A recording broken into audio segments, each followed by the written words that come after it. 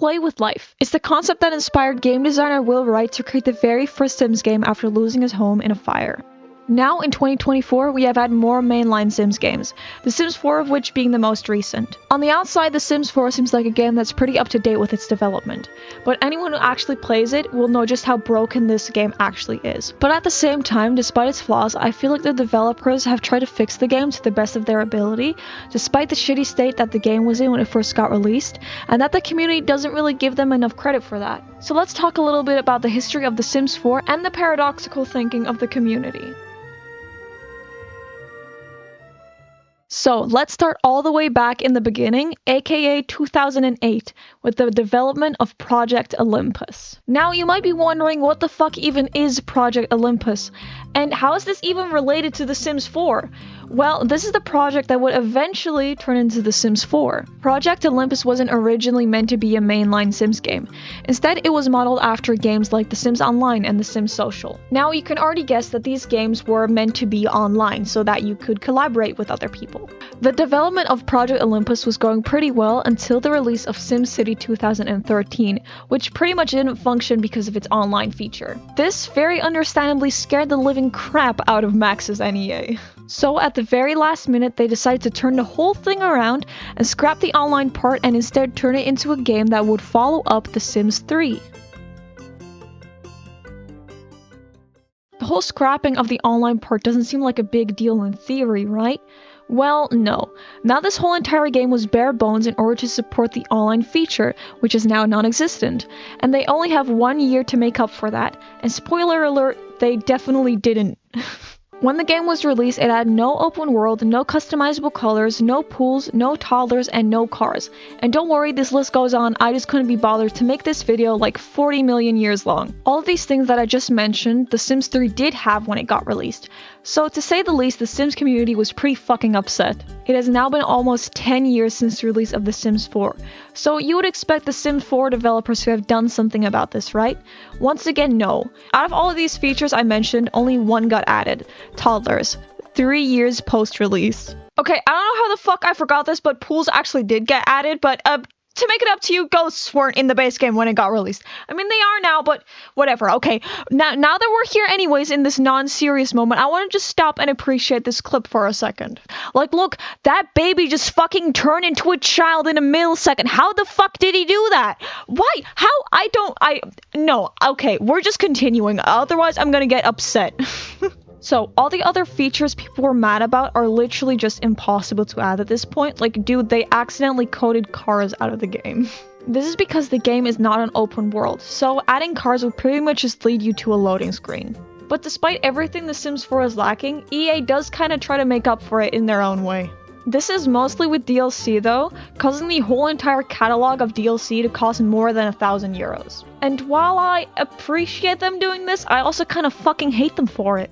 For example, to get reptiles, rodents, horses, cats, and dogs in The Sims 3, you had to buy one €40 pack, but in The Sims 4 you have to buy cats and dogs, My First Pet Stuff, and Horse Ranch, which totals up to €90, and you don't even get reptiles for that price. And now I'd also like to quickly use one of my personal experiences with a pack as an example, which is Dine Out. I bought this pack when I was about 10 or 11, and now Child Avire was really excited for this pack. I made my sim and built my restaurant, and then I finally opened it, and the first sim showed up and refused to go inside. Then more sims came, and they just stood there. Like a fucking cult or something. I don't know what they were doing. I gave this pack like right about 10 minutes of playtime before I was sad enough to stop playing. And to say the least, I have never in my life made a restaurant again. It has been 7 years. And before you ask, it has not been fixed. No, of course it wouldn't be fixed. Why do you even ask? People have even made mods in order to make this pack better before EA has even dared to touch it again. And just to highlight how bad EA is doing, I looked at every single list of bugs that they fixed since the 17th of January 2023, and Dine Out was only mentioned 3 times. And for example, City Living, which is a pack that is one older and has less bugs, was mentioned more times than Dine Out. This shit just don't make sense. These bugs aren't just prominent in Dine Out though. They're all throughout the base game and all the other packs. Just, some packs more than the others, I guess. And while the Sims team does try to fix bugs, holidays still don't appear for all my Sims, and this has been happening for months. And my Sims keep on getting stuck gardening for 11 hours straight if I don't watch them closely enough.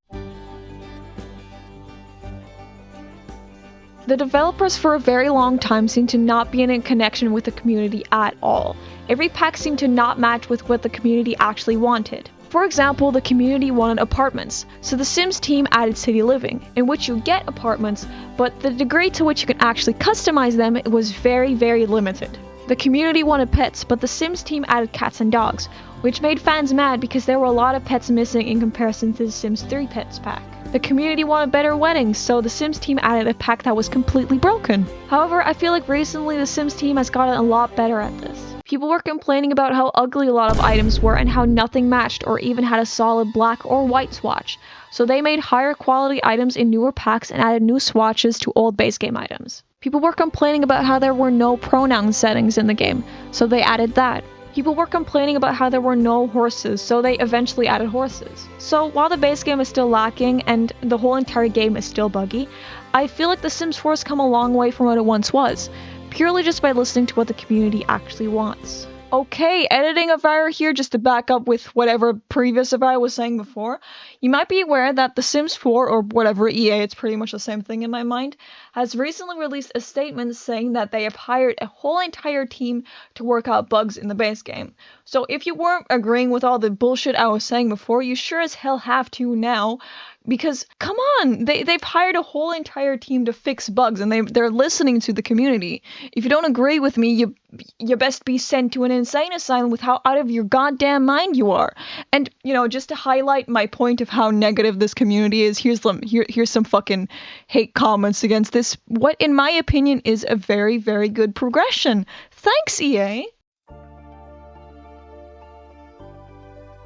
Now, in my mind, the community is becoming more of an issue than EA or even the actual game, even though it still deals with a lot of bad bugs. Whenever the Sims team does anything, I feel like the community just becomes more mad than they were before. Like, The Sims 4 recently added vitiligo, and I saw people complain that we already have custom content for this, so therefore the Sims team doesn't need to add it anymore, even though people have been complaining about wanting this for years. Like, come on, dude, you got what you wanted and now you're mad about it? And besides that, people on console can't even add mods or custom content to their game. So adding stuff like this to the base game is important for those people. I feel like the fans of The Sims 4 can be a bit paradoxical in what they want The Sims 4 to actually be like. After the release of For Rent, in which they finally added customizable apartments, they immediately went on to complain that we don't have fairies in The Sims 4, which we did have in a bigger pack in The Sims 3. But on the other side, they are also saying that they want no more packs and that EA is just trying to squeeze as much money out of them as possible. At the same time, when Paradoxical, a potential competitor of The Sims 4, announced that they will not be adding any DLC, the Sims community got pretty mad about that. Of course, I also get that some people see this as a red flag when an indie project announces that they will not be adding any DLC. Like, dude, how are you supposed to make money?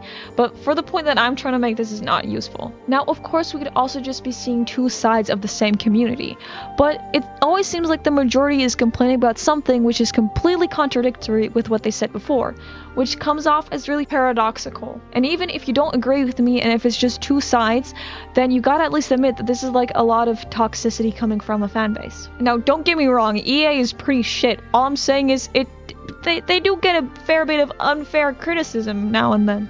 Basically, what I'm trying to say is that in whatever decision that EA makes, they can't be right, even though it may be a right decision, because people need something to dislike.